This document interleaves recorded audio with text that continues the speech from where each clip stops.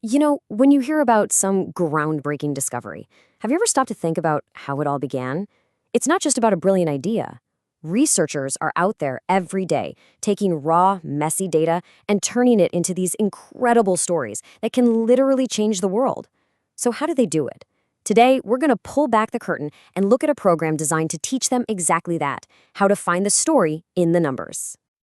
It really all boils down to this one question. You've got a hypothesis, right? An educated guess. But a guess is just, well, a guess. You need proof. You need data.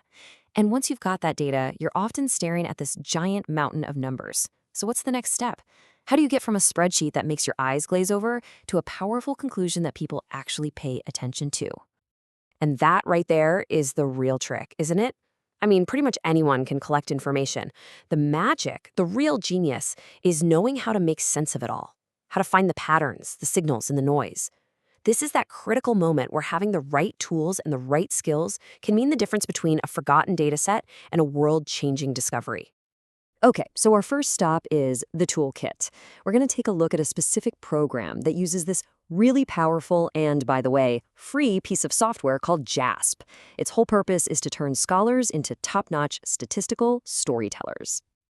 So what is this program? It's called a Faculty Development Program, or FDP.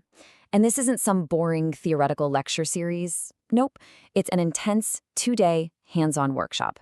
And it's for the people who are really in the trenches of research.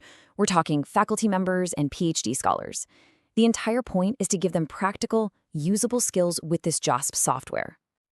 So where do they even begin? Well, the first thing every single researcher has to know how to do is make comparisons. Is this new teaching method better than the old one? Does this new drug actually work better than a sugar pill? Answering these kinds of fundamental questions is all about comparing different groups. And here's their toolkit for making those comparisons. They start with t-tests. You can think of that as a simple head-to-head statistical matchup to see if two groups are truly different.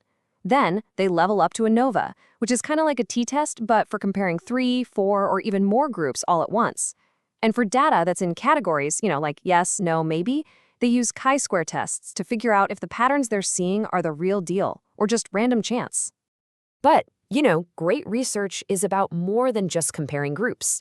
The next level, the really cool part, is finding the relationships between things.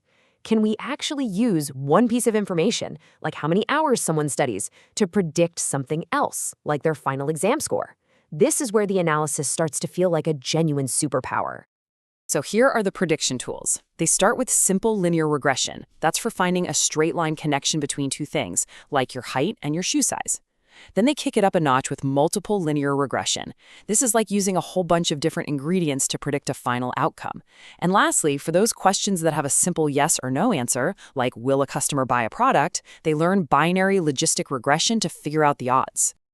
All right, so that's what they learn. But the second part of our deep dive here is all about the how. Because let's be honest, knowing the name of a tool is totally different from knowing how to actually use it. This program is built around the idea of learning by doing. Their method is so simple but so effective. First, you see it. The instructor shows you exactly how to do the technique live. Then it's your turn. You try it yourself with exercises that are designed to build up your confidence. And then, and this is the most important part, you apply it. You get your hands dirty with real-world data sets, which gets you ready for the messy, complicated data you're going to face in your own work. So after all that, what's the big transformation? What's the end result of these 2 packed days? It's really about making a fundamental shift, moving from just being a collector of data to becoming a true creator of knowledge. The whole thing boils down to this one phrase: practical competency. And that's not just some buzzword. It means you can look at a problem, confidently pick the right statistical tool for the job, run the analysis yourself in the software, and, this is absolutely crucial, truly understand what the results are telling you so you can share that story with the rest of the world. Because in the end, what programs like this really teach is that the goal was never just to fill up a spreadsheet. It's to find the story that's hiding in all that noise. It's about taking a silent, sterile collection of numbers and giving it a clear, powerful voice. Which kind of leaves us with one last thought, doesn't it? What amazing stories are just sitting out there in data right now? waiting for someone with the right skills to come along and finally tell them.